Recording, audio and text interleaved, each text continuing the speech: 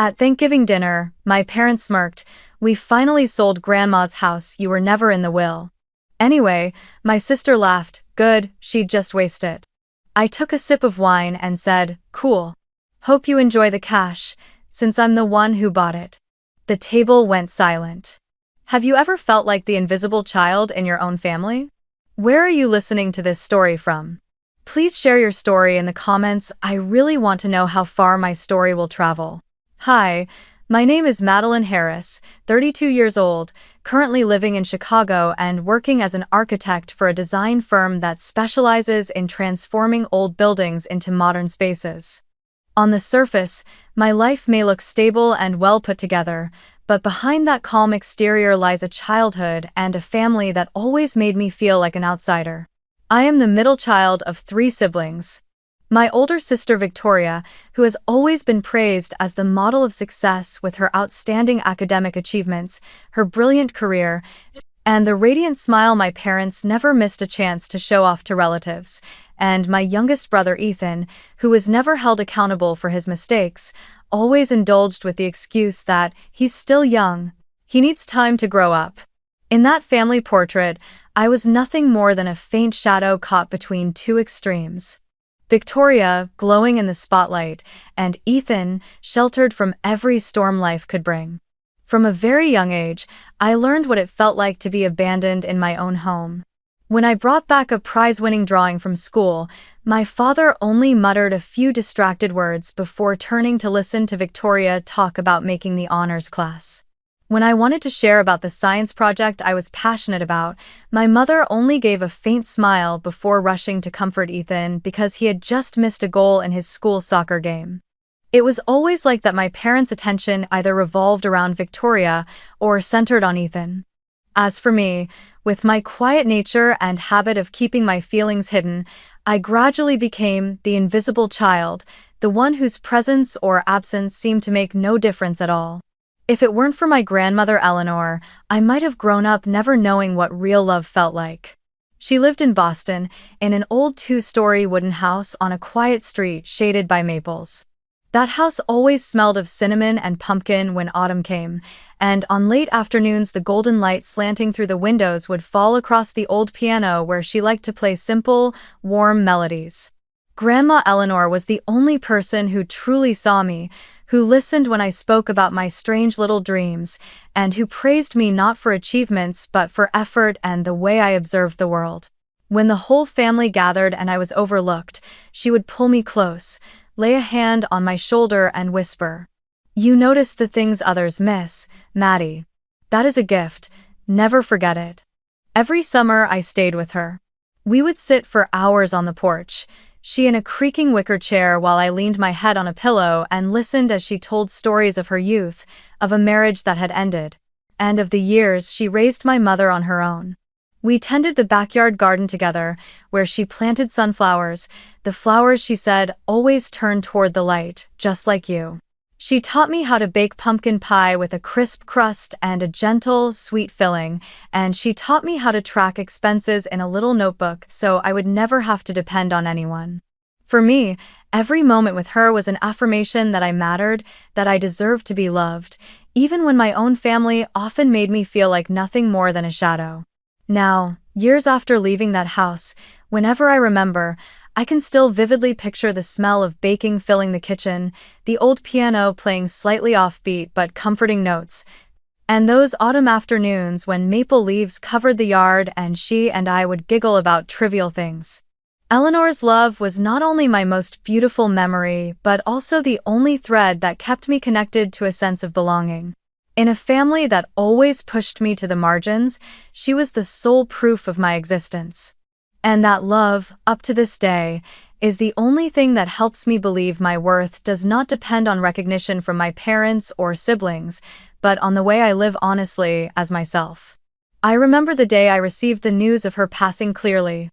I was in my final year at university in California, buried under a heavy schedule of graduation projects and part-time shifts to pay rent. The phone rang during a shift at the cafe near campus, and my mother's voice came through cold and dry. "Your grandmother passed away this morning. No words of comfort, no consolation."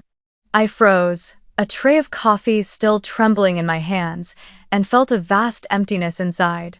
All I could think about was getting back to Boston immediately, to see her one last time, to hold the hand that had gripped mine through childhood and hear her whisper, "Maddie, you are my pride." That very night I hunted for a plane ticket. The fares were steep because I was booking last minute, but I didn't care, I just needed to get home. I called my father and asked if the family could help with part of the cost, even a little, since my savings were exhausted after the last semester. He was silent for a few seconds, then said in a flat voice, "You're an adult now. If you really want to go, figure it out yourself. Don't bother us." I hung up with a heavy heart. A few hours later, I messaged my mother, hoping she would understand. She replied curtly, "We are all grieving. Don't be selfish and think only of yourself." I sank to the floor of my tiny apartment and the tears came. In that moment of loss, I realized I was completely alone. I forced myself to pick up extra shifts, hoping to scrape together enough money in a few days. But just as I found a cheaper ticket, my phone rang with a voicemail from my sister Victoria. "The funeral was this morning. You don't need to fly back, you'd only make things harder. Everyone is exhausted." I couldn't believe what I was hearing. They had never told me the service had been moved up. They didn't want me there. They had taken away my last chance to say goodbye to the only person who had seen my worth. I sobbed until my throat tightened in that damp little room. There was no one there to hear me, no one to comfort me. For the first time, I truly felt the chill of being cast out by my own family. After the funeral, I called my mother, desperate for some explanation. She sighed and spoke with accusatory calm. "You're not in the will, Maddie. Your grandmother left the house to your father and me to keep things simple.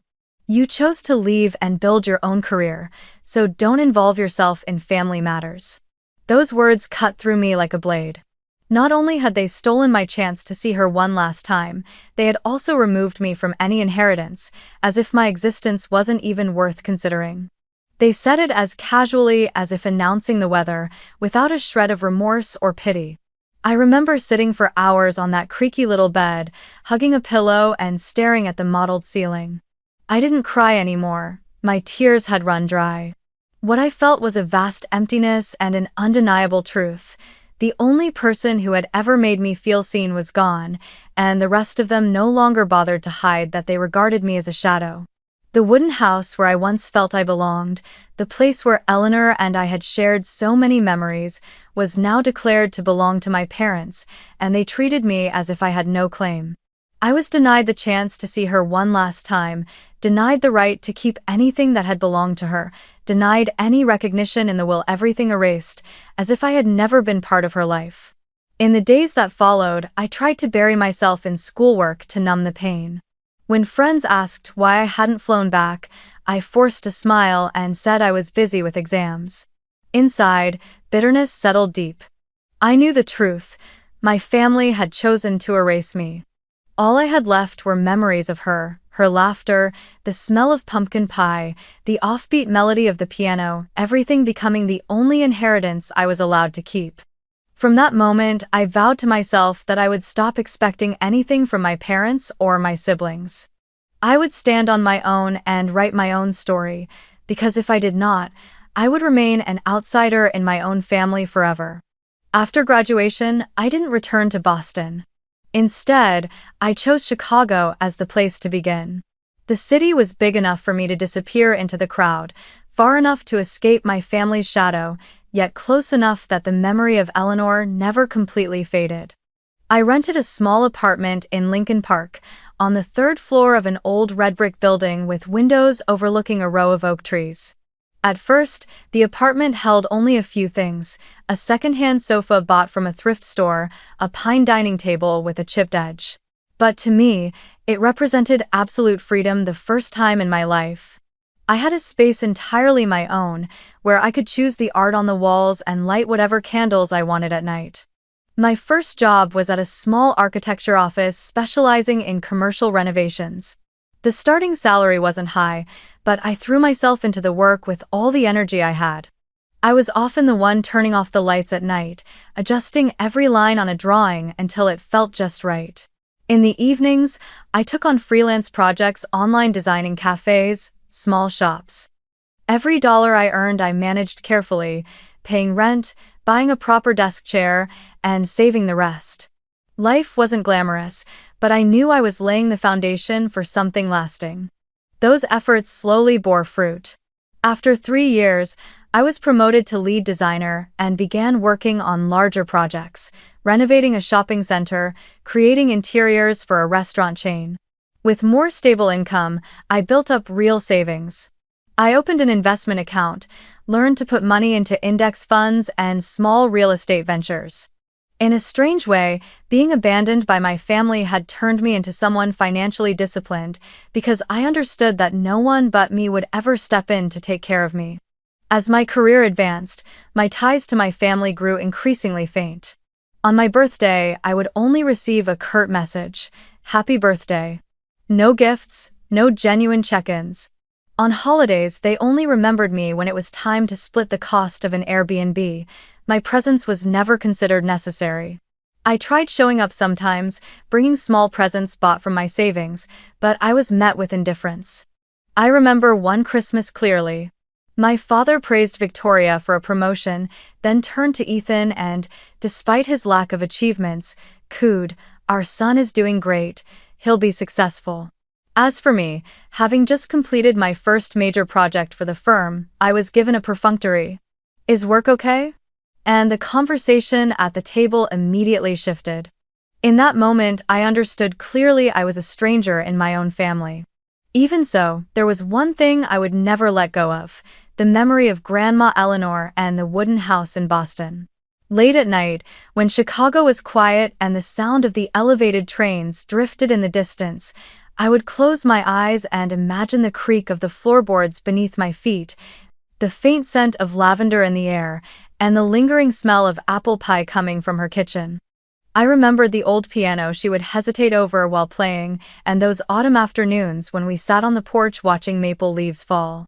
That house, with all its memories and warmth, was the last thread that connected me to my family, not because of them, but because of her. In my weakest moments, when work wore me down or loneliness hit, I would picture returning to that house, pushing open the heavy wooden door and hearing her soft laugh of welcome. That house was more than a place to me. It was a symbol of real love and the only recognition I had ever received. It reminded me that even if my parents and siblings treated me like a shadow, there had been someone who truly saw me, and she left behind a legacy no one could deny. And it was that memory that kept me standing. I learned to accept the distance from my family and no longer demanded recognition from them.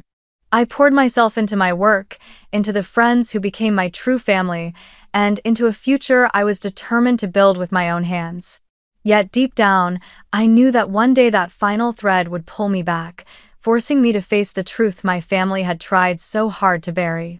And when that day came, I would no longer be the silent girl who accepted everything. One October afternoon, as I sat working in my Chicago office, my phone buzzed. A message appeared from an old friend in Boston, someone I hadn't spoken to in years. Just a few words. "Maddie, I just drove past your old street. Your grandma's house has a for sale sign." I read the text over and over, my heart pounding. In an instant, I could see the familiar wooden house, the autumn porch, the scent of lavender and baking from my childhood sharper than if it had happened yesterday.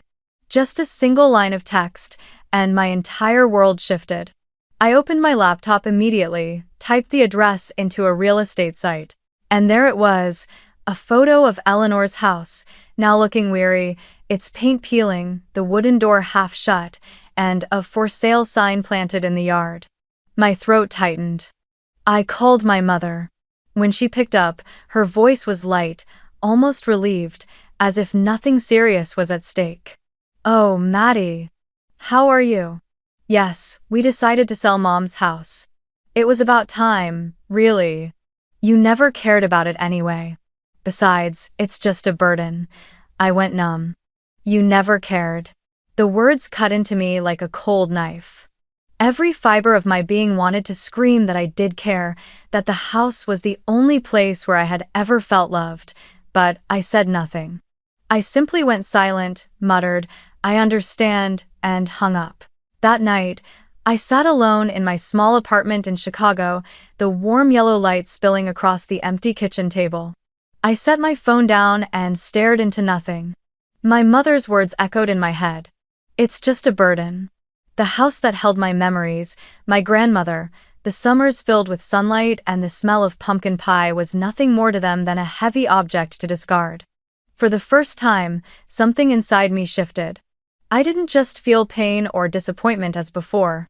This time, I saw a truth clearly. If I kept silent, I would always be pushed aside. And I had been silent for far too long. A thought struck me. I wouldn't argue, I wouldn't beg, I wouldn't plead for them to acknowledge my worth. I had tried all of that through my childhood, and it had never been returned. Instead, I would take control. I opened my laptop and looked up the brokerage name written on the sign in the photo. I sent an email, but not under my real name. I signed it as M. Bennett, my grandmother's last name, distant enough to hide me from my family, close enough to make me feel she was standing beside me. In the message, I introduced myself as a real estate investor with an interest in historic homes in Boston. Just a few days later, the agent replied, inviting me to schedule a showing. I booked a plane ticket and packed a single small suitcase. On the day of the flight, standing at the airport as people hurried past, I knew I was taking a risk. But never had I felt such clarity inside. I was not returning as the invisible daughter anymore. I was going back as an adult, ready to write the next chapter of my own story. As soon as I stepped out of the taxi and saw the house from a distance, my chest tightened. It looked even older than in the photos, paint peeling, the porch layered with dust, the sunflower garden my grandmother once tended reduced to broken, withered stalks. I climbed the wooden steps, each creak under my feet making me feel as if I could see her again, sitting in her wicker chair, smiling gently. I drew a deep breath, swallowing back the tears rising in my throat, and walked inside with the agent. The moment I crossed the threshold, my whole body trembled. The familiar space washed over me like a wave of memory. I saw the faded wallpaper peeling from the walls, but in my mind's eye I remembered the beige floral pattern my grandmother had once put up alone during a freezing winter. I heard the creak of the floorboards beneath me, instantly recalling the sound every time I had run to find her in the kitchen. The faint scent of lavender lingered in the air, even though the house had been empty for years. My heart clenched, my eyes stung. I turned away, pretending to examine the room like a detached investor, while my vision blurred with tears I could barely hold back. I paused in the living room, where my grandmother's old piano still stood. The keys were covered in dust, many yellowed with age, yet in my ears I could hear the wavering melodies of the past, when she taught me my very first notes. I laid my hand gently on the lid, whispering with a trembling voice, "Grandma, I'm home." The agent kept talking enthusiastically about renovation potential, about the rising value of the neighborhood, but I only half listened. In my mind, a decision had already been made. I would buy this house, no matter the cost. When the showing ended, I stepped out onto the porch and breathed in the crisp Boston air. I realized clearly that if I hesitated, they would sell it to someone else. I could not let my grandmother's legacy vanish into strangers' hands. So as soon as I returned to the hotel, I began the paperwork. The shell company I had set up months earlier, Bennett Holdings LLC, served as the official buyer. The documents were signed quickly because I did not haggle and I showed no emotion. I paid the asking price, straightforwardly, which pleased the agent and sped the process along. When the transfer was complete, I sat alone in the hotel room with the stack of ownership papers on the table. The new owner listed under the name Bennett was me. I cried, not from triumph, but from the feeling of finally reclaiming what belonged to me and, more truly, to her. I knew she would be proud that I had not abandoned the house or our memories. But I also knew it was not yet time to reveal the truth. My parents, Victoria, and Ethan still thought they had sold the house and gotten rid of the burden. I decided to remain silent and wait. Thanksgiving was coming, and I was certain they would gather and boast about finally sorting out the house. I pictured my mother's mocking smile, Victoria's haughty laugh, and Ethan's likely jokes. This time I would not be silent. I would sit there, raise a glass, and calmly say, "I hope you enjoy the money, because the buyer is me." I wanted that moment to land as a true surprise, to leave them stunned, so that for the first time in their lives they would face the fact that I was no longer a shadow they could dismiss. That Thanksgiving evening, I walked into my parents' house like a stranger invited in. Their suburban Boston home was dressed to impress. Autumn wreaths hung on the door, scented candles filled the living room with the smell of vanilla and cinnamon. The long dining table was covered with a cream-colored cloth, a golden roasted turkey placed at the center, flanked by bowls of mashed potatoes, cranberry sauce, and bottles of red wine already uncorked. The room buzzed with noise and laughter, a picture-perfect family gathering one I had never truly belonged to. Victoria sat at the head of the table, in a dark blue dress that hugged her figure, her hair styled in flawless waves as if she had just stepped out of a photo shoot. She held court, going on and on about her new position at a prestigious New York law firm, her voice brimming with pride. "The firm really values my expertise. I'll be managing an entire group of international clients. The pressure is intense, but it's such an opportunity." My parents nodded eagerly, their faces glowing with pride. "Our brilliant daughter," my mother beamed, "such a pride of the family." I sat quietly, offering a faint smile and sipping my wine. No one thought to ask how I was doing. Then it was Ethan's turn, my youngest brother, launching into a boast about his new startup project. In reality, it was his fourth attempt in 3 years, each one ending in failure. Yet my parents gazed at him as if he were some undiscovered genius. "It's a brilliant idea," my father said, clapping him on the shoulder. "Risk is just the stepping stone to success. Go ahead and try, you've got us backing you." I couldn't help but laugh inwardly. I remembered when I once dreamed of starting something of my own. All I ever heard was, "You should take the safe route. Don't waste time on fantasies." The table filled with laughter and the clinking of glasses. I stayed silent, observing every face, every familiar gesture. That lively scene felt to me like a staged performance, where I was only a spectator, never given a role to play. I had prepared myself for this moment, so I waited patiently, nodding when Victoria bragged, smiling faintly when Ethan was praised, as if I were still the dutiful, quiet, invisible Maddie. Then came dessert. My mother carried out a large pumpkin pie, thick whipped cream spread generously across the top. She set it down at the center of the table, her eyes gleaming with a secret. I recognized the moment instantly, the one where they would drop their big news. Sure enough, she took a sip of wine, glanced around the table with a triumphant smile, and said, drawing out her words for effect, "Oh, I almost forgot to mention, we finally sold Mom's house. At last, we're free of that burden. And Maddie, you weren't in the will anyway, so really, why would you care?" The clinking of silverware stopped midair. I felt every eye flick toward me, waiting for a reaction. My heart pounded, but my face remained composed. I swirled my glass lightly, watching the red wine shimmer under the candlelight. Victoria let out a sharp, mocking laugh, twisting the knife. "Good," she said. "Even if Maddie had the house, she'd just waste it. I'm honestly glad it's been sold." Ethan chuckled lazily, pouring himself more wine, muttering under his breath. "Yeah, lucky it's gone. If she'd kept it, she'd probably turn it into some hermit's hideout." I quietly raised my glass and took a sip. The bitterness spread across my tongue, but it brought with it a strange calm. Setting the glass down, I slowly lifted my head, locking eyes with my parents before glancing at Victoria. I let the silence stretch just long enough for it to sting, for the ticking of the wall clock to echo through the room that was growing still. Then I spoke, my voice soft but sharp, each word cutting through the air like a thin blade. "I hope you're enjoying the money, because the buyer was me." The room dropped into absolute silence.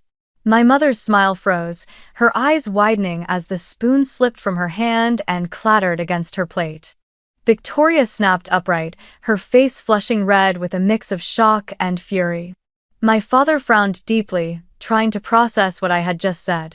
Ethan blinked over and over, as though working out an equation too complicated for his drunken mind. No one spoke. I looked around the table and saw, for the first time in my life, every gaze fixed on me, not to mock, not to dismiss, but because they had never seen it coming. I lifted my glass again, swirling it once more before offering a faint smile. Yes, I continued. I was the one who bought Grandma's house. Through my own company. Not with anyone's help, not with borrowed money. I did it because I wanted to preserve her legacy, not for the money.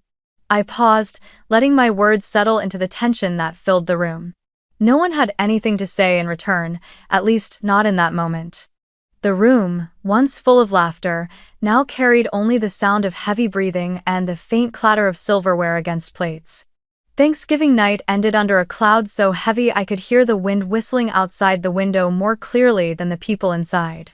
There were no parting hugs, no warm holiday wishes like in years past. I left in awkward silence, while my parents, Victoria, and Ethan sat around the cold, lifeless table. I knew the storm wasn't over. And just as I expected, the next morning my phone buzzed, non-stop, flooded with messages. The first came from my mother. You humiliated this family in front of everyone. Do you even realize how selfish you are? Your father and I took care of that house for years, and you swoop in just to ruin everything. Next was a message from my father, his words colder but brimming with anger. You exploited a loophole to buy the house at a low price. That's not the act of a considerate daughter, you've only driven this family further apart. Then came Victoria, as sharp and cutting as ever. You think you won, don't you? All you did was take revenge. If Grandma were alive, she'd be disappointed that you turned her legacy into some stunt to prove yourself. I read each message without replying. Their accusations weren't surprising, but each one sliced into old wounds, the ones that had been there since I was a child, sitting quietly at the edge of the table, forgotten in the middle of their family stories. Ethan was different. His message carried a softer tone. Maddie, I know things got a little out of hand last night. Mom and Vic just lost their tempers. Honestly, I think it's good the house ended up with you, at least it stays in the family. Let's talk, okay? No need to let this get worse. He even called, his voice slurred with drink but edged with guilt. I didn't know they'd say all that. I just want everyone to get along. I answered with a few short words before hanging up. For the rest of the week, my phone felt like a battlefield. On one side were the accusations and blame from my parents and Victoria. On the other were Ethan's messages, pleading for peace. I remained silent, offering no defense, no reaction. Yet inside me, a doubt grew larger and larger, spreading like a crack in glass. Why would Grandma Eleanor, the woman who had held my hand so many times and whispered, "One day, this house will be yours," be written out of my parents' version of her will? I thought back to the afternoons on the porch, her gentle smile as she told me this house carried the soul of the family, and that she believed I was the only one who would truly cherish it. Words like that weren't vague or careless. So why, after her passing, did my parents boldly claim I wasn't mentioned at all? Why was the funeral moved up without warning, leaving me no chance to return? Why was every detail of the inheritance delivered only through their voices, with not a single official document shown to me? Those questions swirled in my head and stole my sleep for many nights. I sat in my Chicago apartment, opened my laptop, and combed through every old email, every scrap of paper my grandmother had ever sent, hoping to find a clue. I even dug out the birthday cards she had written by hand, her round handwriting sometimes leaning slightly to the right. In one of them, I found a line she had written. Maddie, always believe you deserve what you cultivate. This house, no matter what, is yours. Reading it made my eyes blur. I knew she never spoke without meaning. The more I thought about it, the more certain I became that something had been hidden. Perhaps my parents had concealed an alternate version of the will, or deliberately handled the paperwork in a way that benefited them. The thought enraged and propelled me at the same time. I could not let the truth lie buried under a layer of deceit any longer. One evening, I sat alone by the window watching the city lights blink like distant, unfamiliar eyes. I sipped bitter coffee and told myself it was time. I would no longer be the silent, resigned Maddie. I would be the Maddie my grandmother believed in, the one she trusted, and I would stand up to reclaim the truth. I began to make a plan. First, I would contact the probate office in Boston where wills were archived. If my name had ever been included, there had to be a trace. I would also try to find my grandmother's former attorney if he was still alive or still practicing. I would review the property records, the date of transfer, the method of signing. Every fragment of information would be a piece of the puzzle I needed to reassemble the full picture. That night, I opened the old leather notebook Grandma's gift to me when I entered college and began listing every step. The first words I wrote were, "Find the truth." I didn't know where the journey would lead, whether into a legal battle or a painful confrontation. But I knew one thing. I owed it to Eleanor, and I owed it to myself, to uncover the truth. On a Monday morning, I requested half a day off from work and caught the earliest flight from Chicago to Boston. In my hands, I carried a folder of personal documents, a long checklist of tasks, and a determination that left no room to turn back. Ever since my mother had accused me of being selfish, one question had echoed in my mind. If Eleanor once promised the house was mine, how could they dare say I was never named in her will? I needed proof, not words.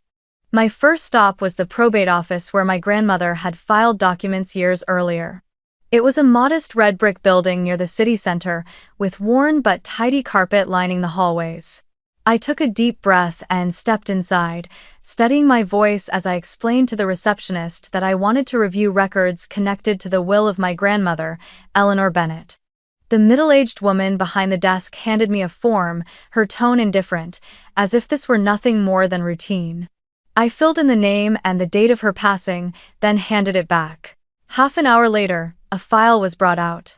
My heart pounded as the clerk flipped through the pages until she stopped at a will dated just a few weeks before my grandmother's death. The slanted, familiar handwriting appeared before my eyes.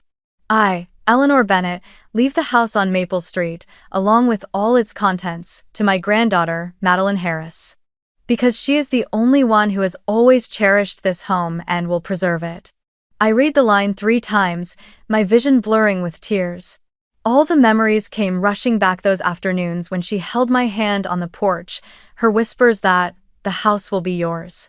She had written it down, not just said it aloud. And then I turned to the accompanying documents. The truth froze me in place. Alongside that will was an older version, drafted years earlier, in which the house was left to my daughter Margaret Harris and her husband. That older version was the one my parents had submitted to the court. Shaking, I managed to ask the clerk, "Is there any record that this most recent will was used in the probate process?" She shook her head and answered flatly, "No. The only document submitted was the older version. This one was never brought forward." I walked out of the probate office with my legs barely steady beneath me. But I didn't stop. I headed straight to the county courthouse, the place that handled inheritance cases. After filing a request for records, I was handed a copy of my family's probate file. Just as I had suspected, my parents had submitted the old will, along with a deed transfer bearing Eleanor's signature, one that had been notarized fraudulently. I stared at the signature on the page, the shaky, uneven strokes, nothing like the graceful handwriting I knew so well. Heat rose to my face. My entire body trembled, not only with anger but with the raw shock of betrayal. My parents, the people who were supposed to protect and guide me, had stolen the inheritance my grandmother left me, lied that I was never in the will, and forged documents to bury the truth. I remembered the funeral, how they had deliberately changed the time so I wouldn't make it. Now the entire picture was complete. They had wanted me erased from the beginning, as though I had never been part of the family. I left the courthouse in a daze. The Boston sky that day was a dull gray, the wind biting cold, but none of it compared to the frost twisting inside me. I sat on the stone steps outside, watching people pass by as if the world had just collapsed. For years I had convinced myself I was merely overlooked, just less favored. But the truth was far darker. They had intentionally cut me out of everything, using calculated deceit. I drew a deep breath, wiped my tears, and pulled out my phone. I dialed the number of a law firm specializing in estate disputes, one I had already researched. When a steady baritone answered, "Good afternoon, Mitchell and Gray Law Offices. How can I help you?" I knew I had crossed a line I could never step back from. My voice came out hoarse but determined as I said, "I need an appointment. I've just uncovered proof that my parents submitted the wrong will and may have forged transfer documents. I want to file a lawsuit. I die. The line went silent for a moment before the lawyer replied. "Miss Harris, if what you're saying is true, this isn't just a civil dispute, this is fraud. Come to our office, bring all the documents. We'll start from there." I hung up, my heart still racing, not from shock this time, but from a surge of new energy. Determination. If my parents believed I would always be the obedient, silent daughter who let them do whatever they pleased, they were wrong. I would face them. I would fight, not only for myself, but for the truth and for Eleanor. I arrived at the offices of Mitchell and Gray on a cold weekend morning. Boston lay draped in fog, the red brick streets damp with the remnants of last night's rain. My lead attorney, Richard Mitchell, was a man in his early 50s, trim and steady, his voice carrying the weight of certainty. He flipped through the documents I had brought. The copy of my grandmother's most recent will, the probate records my parents had submitted, and the fraudulent transfer deed with the trembling signature. Looking at me over silver-rimmed glasses, his gaze was stern but resolute. "Miss Harris, this is a clear case of estate fraud. Your parents deliberately concealed the valid will and used an outdated one, supported by falsified documents. This isn't just a civil violation, it borders on criminal conduct. But first, we'll file a civil suit to restore your rightful inheritance." Hearing those words, my chest tightened and loosened all at once. At last, the truth I had suspected for so long now had a legal voice to confirm it. In the weeks that followed, I threw myself into gathering evidence. Richard guided me carefully. "We need testimony from anyone who can confirm that Eleanor expressed her wish to leave the house to you. The more witnesses, the better. We also have to find people who were in contact with her during the time she wrote the new will, neighbors, church friends, even her accountant." I began with the familiar faces on Maple Street. Mrs. Valente, the neighbor next door, remembered clearly. "There were many times Eleanor told me you were the only one who sat with her, listened to her stories, helped in the garden. She said this house would go to you in the end. I can write a statement if needed." Her words brought tears to my eyes, and I gripped her hand tightly in thanks. Next, I went to the church where my grandmother had sung in the choir. The elderly pastor, Mr. Hamilton, recalled vividly. Eleanor often confided that she worried her family wouldn't respect her wishes. "She told me she had updated her will, leaving the house to you." "I'll gladly confirm that." Another close friend from the women's group at church added, "She was so proud of you, Maddie. She always said you were the only one who truly saw and understood her." Each of these testimonies felt like pieces of a puzzle, fitting back together the picture my parents had tried so hard to tear apart. Most important of all was the word of her former accountant, Mr. Wallace. It took me nearly a week to track him down. He was now retired and living in the suburbs. When I finally reached him, he recalled immediately. "I worked with Eleanor for many years. In the last month before she passed, she sent me a note by email, listing that the house was to go to you. I still have a copy in my archives." When he printed out that email and handed it to me, my hands trembled. The proof was undeniable, a dated document, stored on record, something no one could refute. As the legal process slowly took shape, I began another journey, restoring the house. Every weekend, I flew back to Boston, bundled in a heavy coat, rolling up my sleeves to work alongside the roofers. We replaced the crumbling shingles, reinforced the wooden frame with hidden steel supports to preserve the original structure. I walked through the backyard, pulling up weeds that had overtaken the soil, and planted sunflower seeds, my grandmother Eleanor's favorite flower, the one she told me always finds the light, no matter which way it faces. Each time I pressed a seed into the earth, I felt a little more healed, as though she were whispering encouragement to keep going. The house slowly came back to life. The smell of new wood mingled with the lavender sachets I had found tucked away in her drawer.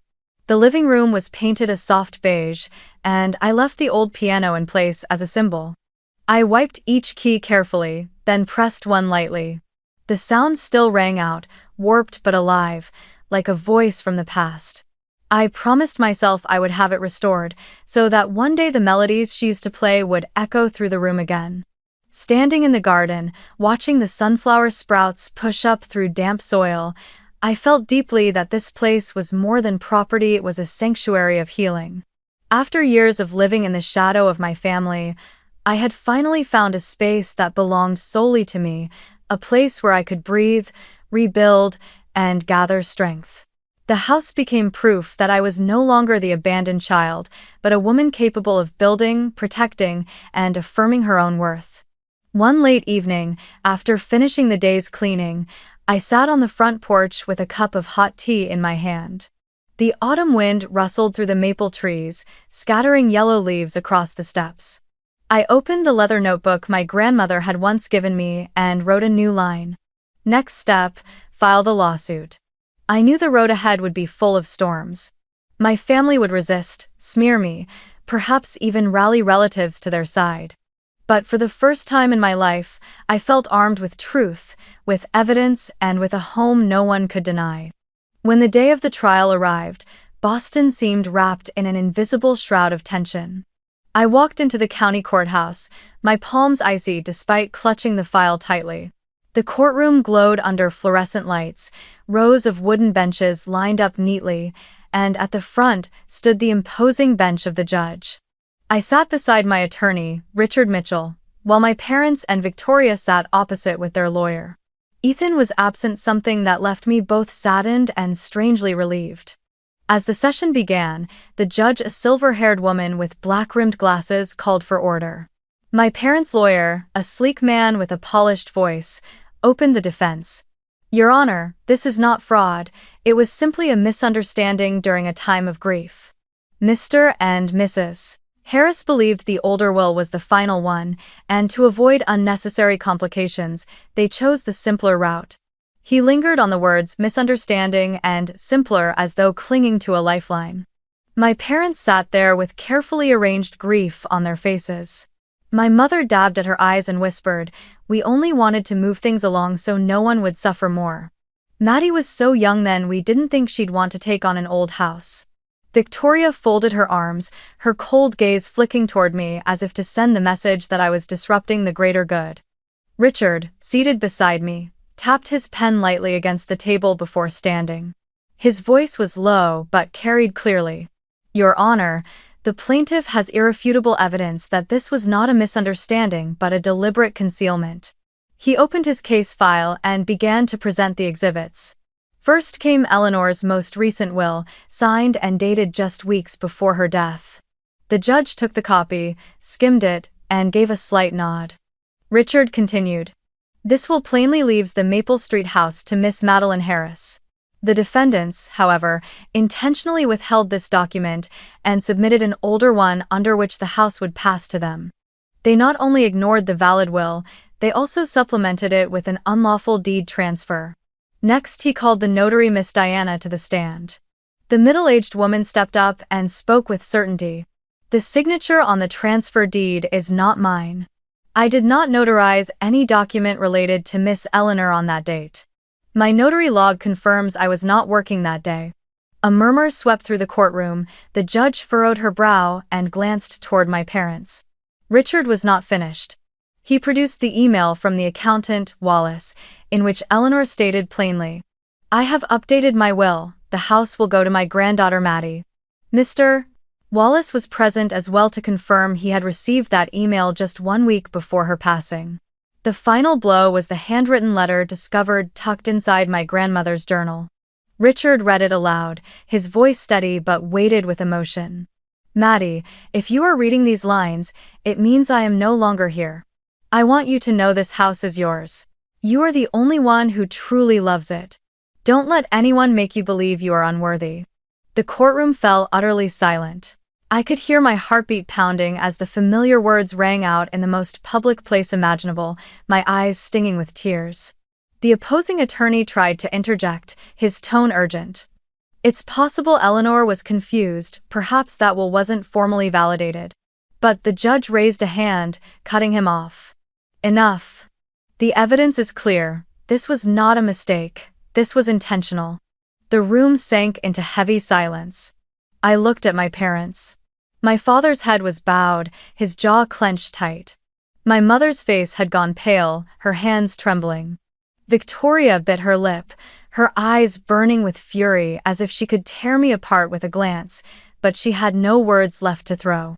At last, the judge delivered her ruling. The valid will is the document dated October 14, which leaves the house to Miss Madeline Harris. The prior will and the transfer deed are void. Mr. and Mrs. Harris are to be sanctioned for fraudulent conduct and are ordered to cover legal costs and damages. Her voice was firm, leaving no room for doubt. I sat there without cheering, without breaking into tears, only exhaling softly as though laying down a weight I had carried for years. This was not a victory to celebrate but the confirmation of truth.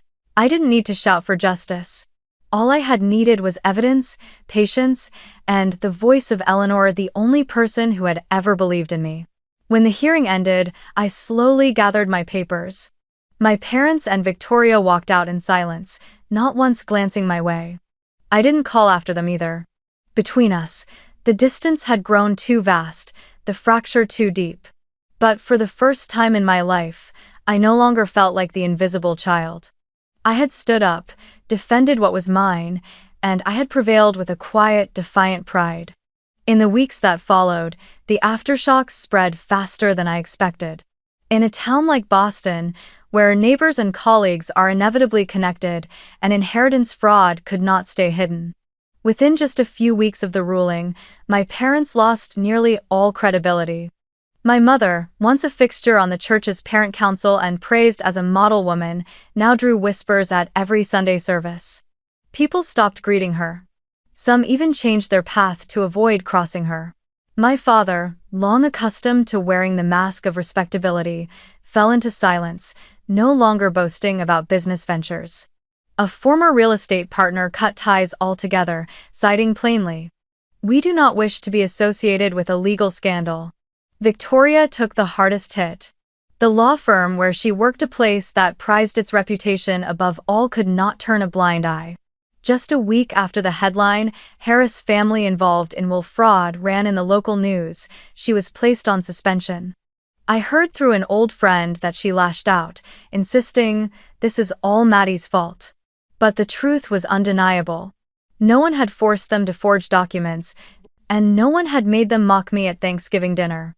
The price they paid was the direct result of choices they thought would never be discovered. Ethan was the only one who stirred a flicker of pity in me. He had never truly grown up, always shielded by our parents. After the trial, he sent me a short message. "Maddie, I'm sorry. I never thought it would be this serious. I'm ashamed I didn't do anything to stop them."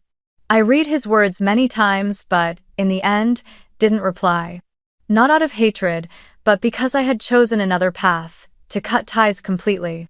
I blocked the family group chat, deleted their contacts, and let go of the haunting hope that one day they might change. I knew now they never would. And my healing would never come from waiting for their regret, but from my own courage to walk away. Instead of turning my back on the past, I chose to transform it. Eleanor's house became more than a personal inheritance, it became a gift to the community. For months I poured myself into renovations, preserving the spirit of the home while shaping it into a place where others could also find peace. The spacious living room was reimagined as a cozy reading room, with shelves filled with the novels my grandmother had loved. Her old piano was sent away for restoration and returned to stand proudly in the corner, where sometimes I pressed a few keys, letting the sound carry me back to childhood. The backyard blossomed into a radiant sunflower garden. I planted them row by row, so that when summer came the entire yard glowed golden, a sea of light stretching toward the sky. Neighbors began to stop by. Some brought stories of Eleanor, Others simply wanted a quiet corner to read. One afternoon, Mrs. Valente, the old neighbor, arrived with an apple pie and said, "Your grandmother would be so proud, Maddie. The house has truly come alive again." It was in that moment that the idea for the Eleanor Foundation was born. I wanted to transform my painful experience into hope for others. The foundation would focus on helping people who had been stripped of their inheritance by their own families, giving them access to legal support and a way to preserve their homes as living memory. I used the damages awarded in court, along with my savings, to launch it. To my surprise, the project quickly gained support from the community. A local newspaper wrote, "From a family lawsuit, one woman turns her pain into a mission to help others preserve their memories." Oh! In the months that followed, my grandmother's house became a gathering place for small community events, workshops on writing clear wills, a book club, even meetings where people shared their family stories. I stood among them, listening to others who had once been the forgotten child tell their journeys, and realized I was not alone. Each person carried a wound, but connection transformed that pain into strength. 1 year later, on an autumn evening, I sat on the porch where Eleanor once rested in her old wicker chair, tea in hand, eyes lifted to the falling maple leaves. I turned on the porch light. Its warm glow spilled outward, pushing back the darkness that cloaked the street. And softly, as if speaking into the wind, I whispered, "I have found my worth again, and I no longer need recognition from anyone." Ah! In that moment, I felt her presence somewhere close, smiling gently, as if she had witnessed the journey I had walked. And for the first time, I felt truly free. No more chains, no more waiting, only me and the new life opening ahead. Perhaps many of you listening to this story will see a reflection of your own life in it. Maybe you were compared to your siblings. Maybe you were pushed aside from important decisions. Maybe you were treated as the invisible child. I want you to know this. You are not alone. You have the right to set boundaries. You have the right to choose self-love, even when your own family cannot give it to you. Remember, healing does not come from watching them fall. It comes from the decisive choice to cut the ties, to choose yourself. When you stop waiting for praise or recognition, you will discover just how sweet true freedom can be.